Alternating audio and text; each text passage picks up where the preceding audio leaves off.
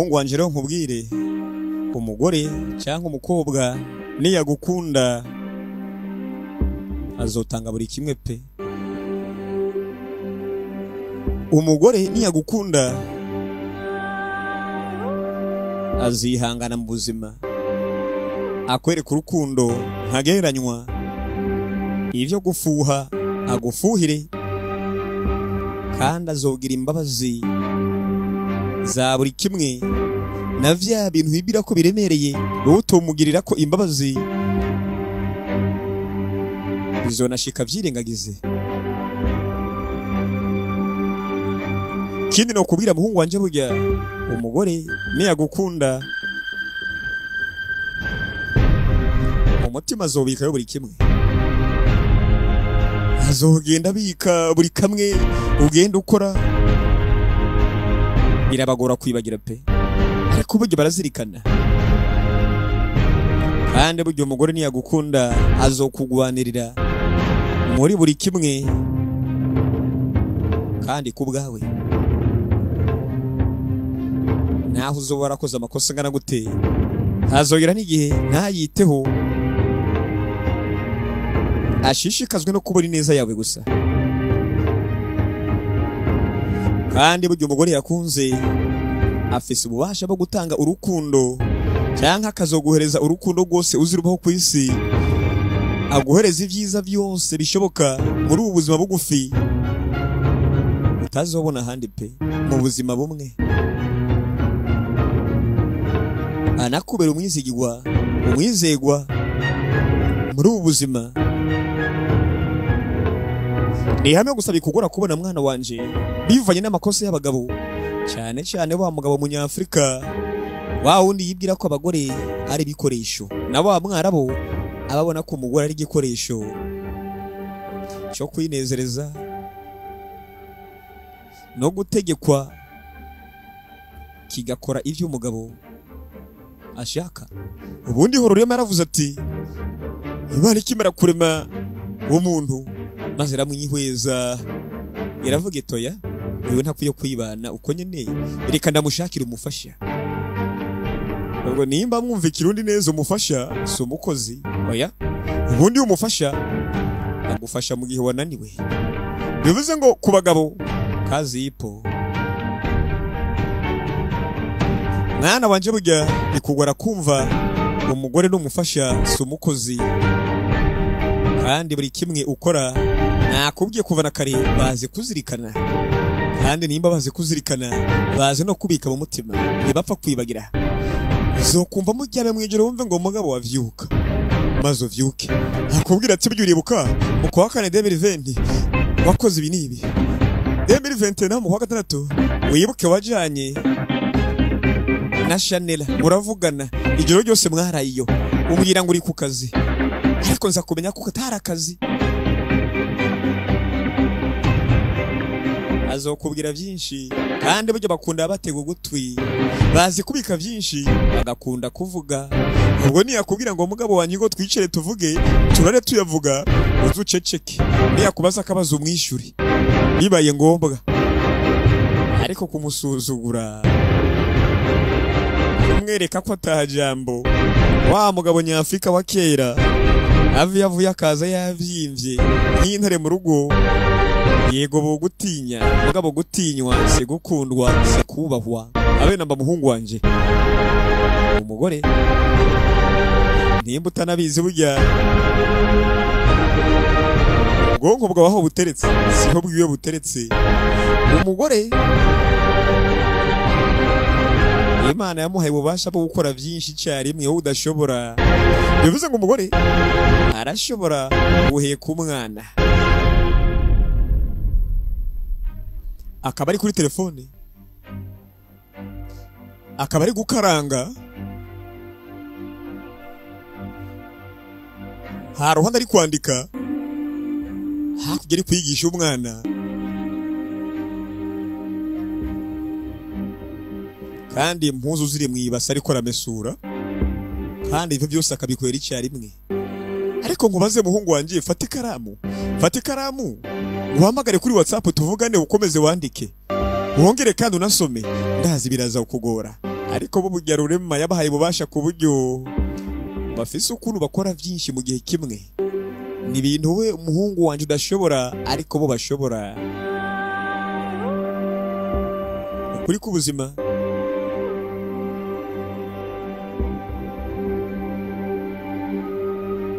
Icyo ukwiye kumenya muri ubuzima bugufi rero umuhungu wanje, baravuga menshi ayakenewe n'ayadakenewe, ariko bigusaba kuyatega ugutwi. Niba agomba urukundo kuri we uzumukunde mbere.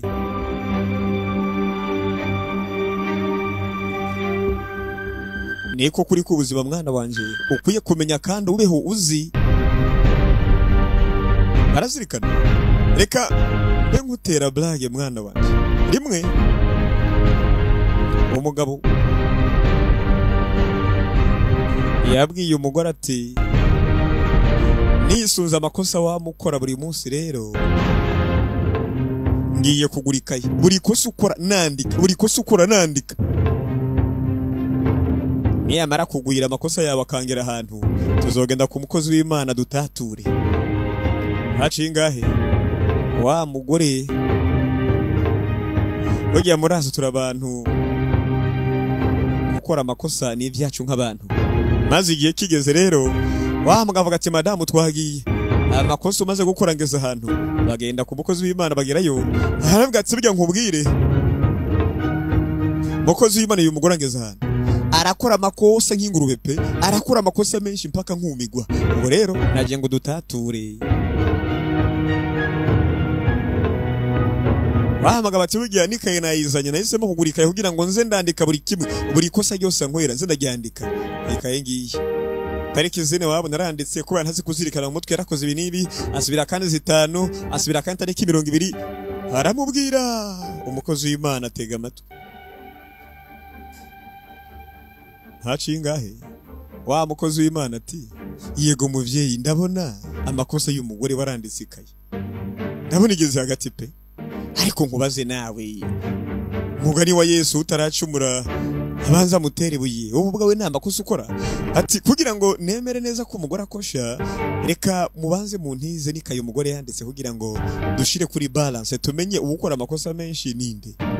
Nitwamara kumenya ukora menshi rero maze ncurubanza nisunzu wakoze menshi. Erego uri migumwe ukamwa ifyufyu urabizi nawe. Ubwo rero wanyeretse amakosa yo mugore nkina yawe nawe. Kindi gihe naco mwana wanje nkubwire kandi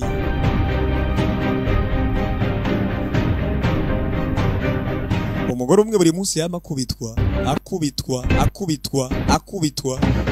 Igihe kimwe navuga toya yimaze kurenza urugero, reka nje ku mukozi w'Imana mbe mbajije gato kugira ngo menye. Sinzi impamvu nkomeza gukubitwa amakosa nayanje nayo umugabo. Umugabo niwe mugome canke nigiye muntu mubi. Najya ku mukozi w'Imana ati mukozi w'Imana afise ikibazo mbwira. Ati bigaje buri munsi ndakubitwa pe. Ndakubitwa nkakubitwa. Hari igihe nibira ko ndingoma zabahebera nkabura.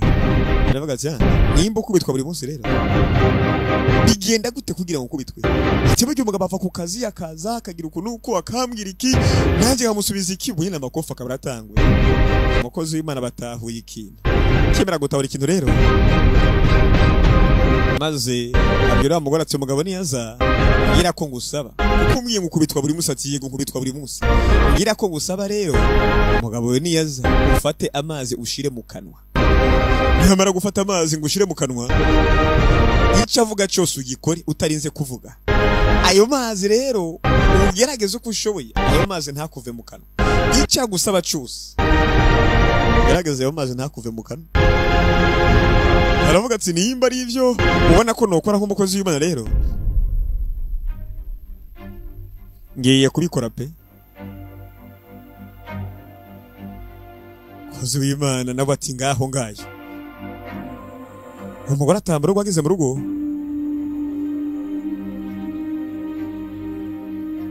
umugabo abarahasesekaye.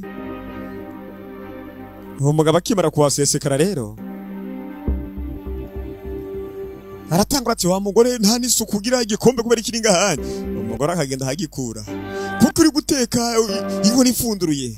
agenda akayifundikira kuko ibiri kumera kumwe yandi agahabye akagenda akamutwara buri kimwe agikora amazi ari mu kanwa. Uyu munsi burinda bwira bararyama baravyuka. Ubwa kabiri bigenda uko nyene yumvise umugabo aje atamazi mu kanwa. Umugabo akaza yikarakasa yidoga akabigeza kwa kundi nyene. Yacindwe yasubira ku mukozi w'Imana. Umukozi w'Imana ati byagenze bite? Ati burya umuti wampaye ni wose nigeze mvuga. Muhungu wanje abagore baravuga. Ntuzurindire ko pastor abanza kumubwira gushira amazi mu kanwa. Ubundi bavuga menshi gusumba gwawe ariko burya bakunda ikiyago. Niyo mpamvu burya muhungu wanje umugore niya nagenda hanze wamurungitse tuvugagiye muri Kenya canke Uganda hafi yawe niya garuka nkazita wagarutse saa sita z'ijoro wana ni bufisa amatiro yawe ubwo ayo matiro arakuraba abagomba kukubwira inkuru yuko vyagenze kandi umva itandukaniro ryo gutera inkuru k'umugabo n'umugore bihagarariye ngaha. Burya nimba aragiye mu Buganda hari ivyo yamutumye canke agiye kuraba abanyamuryango canke agiye mu zindi business, ubwo niyagaruka agomba kukubwira uko vyagenze. Muhungu wanje umugore nuko azokubwira inkuru. Urabona mugabo wanje wa munsi waza ko ari kuwa kane itariki 5 ndavyibuka. Okay, ujya munsi rero munsi ko nagiye mu Buganda ndabizi uzi uko vyagenze rero. Burya nari ningaha mu nzu navise saa 8:30 uravyibuka yego. None umaze kubyuka saa 8:30 naregiye muri douche nsanga nibagiye isabune nsubira kandi mu cyumba ndayizana ngiye kuraba nsanga yaraheze. Ntuma umwana wacu ndamuhamagaye numva atari kuboneka biba ngomba ko mpamagara umukozi Matayo. Matayo araza aja kuyinzanira arateba gose ndamubwira ati kubera iki watevye Matayo. Maze arangije rero Matayo araza azana sabuni nja koga nibuka ko nibagiye urusenga ndasubirayo ntangura kwangiza nyamazi ngiye kugura amazi ntiyamanuka. Ndavuga ati karabaye nyuma ngiza nyabona amahatanguye kuza amazi aje ndoga ndarangiza nkimara kurangiza ndagenda impuzu zirancanga pe ndahiga impuzu yo kwambara ndabura ariko nza kubona ko aragahozo maze igihe nambara nca ndagafata ndakambara nkimara kukambara rero nca ndasohoka nkimara gusohoka rero nkongeze hanze mu rumenga haraga parufe nibagiye kwisiga isubirayo ndarindira bajaji ndabura iba ngomba kumfata ka taxi kangeza cyo gace ndege ngezeyo nsanga kwirina nawe afashe urugendo tuba turayaga indege irateba abagore bavangwe indege igende nibiki baravuga ndavuga ndagusaziro ndagiye ngomba ko ngenda wayinsharika n'ikigabo shaki izi kugona none turagenda mu kirere imvura yakwa kugwa mugabo Imana irakinga ntiyagwa maze nyuma uko niko rero abagore batera inkuru kandi yabagomba ko uwumviriza pe yabe ni ngurabona ngo iki niki ngo ubundi ariko itandukana ry'umugabo n'umugore. Umugabo mu gutera inkuru nuko nimba aragiye hanze barazi ko ari kuwa kane bage naravyuse ndoga nje kibuga c'indege maze nja mu ndege mpageze mu Buganda. Ariko mwana wanje muhungu wanje urumva itandukaniro ry'umugore n'umugabo. Iyo umugore akubwira buri donido nta gace na gato nakanyugute bagomba kwibagira kandi bagomba kumutega ugutwi byabe ni ngo hamugore ariko wakwihuse ko kururwa tera inkuru buri kantu kose isabuni Matayo bihuriye bwira gusa cingenzi yarugiye umenye ni wabwira umugore uko rero uzobugoye umuntu mukuru umuhungu wanje. Abagore n'abagabo aratandukanye umuhungu wanje ugomba kubimenya kuba kivuka uzufate akana kagahungu n'agakobwa ubaterekana maze wahereza agapira umupira w'amaguru nyine bano ikintu ca mbere umuhungu azokora ukimutereka umupira imbere nukukubita umugere bigishushe ntabyo birebire ariko kana agakobwa ko kigatereka umupira imbere ikintu ca mbere gakora ni guterura agapira kakawufata umupira neza akawubungabunga kakamera nk'akari kukuya nuko bameze turatandukanye. Abagabo ariga mukozwe mu guhubuka. Muhungu wanje rero ukwiye kuzirikana utandukanye rega n'umugore. Ngo rero nimba ari mbombovu nkuko vyavuzwe n'abakozi bayo bivuze ngo umugore n'igikoresho cyoroshe mwana wanje kandi ukwiye kuzirikana ntukazogenda n'ibitutu ubane n'umugore nk'ubanye n'abasirikare bari munsi yiwe ube mu rugo nk'avande mu rugo nturi kapiteni nta nubwo uri majoro uko biri kose nimba uri n'umutegetsi ubwo uri umutegetsi ku kazi no ku bantu uyoboye mu rugo uri umugabo w'umuntu papa w'abana muri afande mu rugo ivyo uzobizirikane muhungu wanje kandi burya bakunda ikiyago urabizi nawe ntazigiye nkwiyimanura umuhungu wanje ariko agomba kwikubwira ubwa nyuma mbere yo kujya gushinga urwawe umugore mugiye kubana erega ntimusangiye umuco nta nabwo mwakuriye hamwe si murumuna wawe si gashiki kawe yakuriye ahandi hantu mu yindi ntara ariko we wakuriye ngaha turi niyo kubwira ibi bivuze ngo ntimusa kandi ntimusangiye ubwenge muratandukanye cyane ngo kuzogenda ubana ibitutu yego ndazi ko buri muhungu abakeneye umugore ameze nka nyina kandi buri mukobwa nawe abakeneye umugabo ameze nka se naho atari buri gihe ubwo rero kuyihuza no kuyihuza n'abantu ni ikintu ukwiye kuzirikana muhungu wanje nake bakunda ikiyago kambebe nkubwira agakuru kanyuma muhungu wanje rimwe umwami yari afise umugore yonze akaba yarabana n'umukene hakurya uyo mukene yari afise umugore avyibushe pe maze igihe kimwe umwami bimutera isoni kubona umwami atakintu abuze ariko akaba afise umugore yonze pe maze aragenda yegera wa mugabo afise umugore avyibushe ariko w'umukene aramubwira ati ariko wa mugabo ni gute ukenye je nkaba ntunze ariko ukaba ufise umugore avyibushe jewe mfise umugore yonze koko wabigenje gute kugira ngo umugore avyibuhe umugaburira iki kwatanya amabuze aravuga ati ariko mwami ya rero inyama umuhereza burya sizo ari inyama wibagiye aho kagira inkuru yihe nyama nibagiye muhi inyama y'ururimi iyo nyama azovyibuha wumigwe ngombe nivyo gusa abana arabikora koko aravuga ati ndagushimiye inshuti umwami aragenda atanga iteko ati buri muntu wese mu gihugu aziko abaga umuyangayanga wese ari mu gihugu umubazi wese hari uzogurisha inyama zose mugabo umuntu azorya ururimi yaza bagiye mu mpata nazofungwa imfunguzo tuzite muri wese ivyo biraba bikimara kuba umugore w'umwami akomeza guhabwa indi mizi impene indi mizi nka indi zose pe aramuha arajya amezi aragenda arisunikiriza umugore kuvyibuha reka haciye igihe umwami ati wa mugabo yarambeshe pe nimba yibwira ko tureha ubwo aribeshe umwami asubirayo arambwira ati wa mwana uzi ko wambeshe wa mugabo ni gute wambwiye ngo nta nyama rurimi nimwe ntigeze mpereza umugore wanje ariko vyaranse kuvyibuha vyaranse afata ariko nkubaze wo muhaye ururimi atebwe inyama ntwambwiye ngo inyama z'ururimi ati yeye hari inyama nta muhaye ururimi hari ukujya ururimi mu gihugu aravuga ati buryo bantahuye nabi ubwira buryo ururimi sinakubwiye indimi z'abantu n'iziki niki n'ibitungwa oya nakubiye ikiganiro cyiza rega ugomba kumuyagisha ibibazo ukura ku kazi ngo urabona nguri bize na leta na serikali oya ugomba kumuyagisha atakiyago cyiza gihari niyo mpamvu burya umugabo muri Tanzania muhungu wanje yavuze ngo kugira ngo umugore wo mugwira buri kimwe ukamugwira umuduga ukamuha amatongo n'indi miduga ukamwongera ariko rimwe agiye kuri station aho batanga igitoro akabona gasore kagashapu kakamukura ku murongo kakamwigiza imbere kakamuha igitoro kakamuvugisha amajambo atatane meza asobanutse ya amajambo asari imitima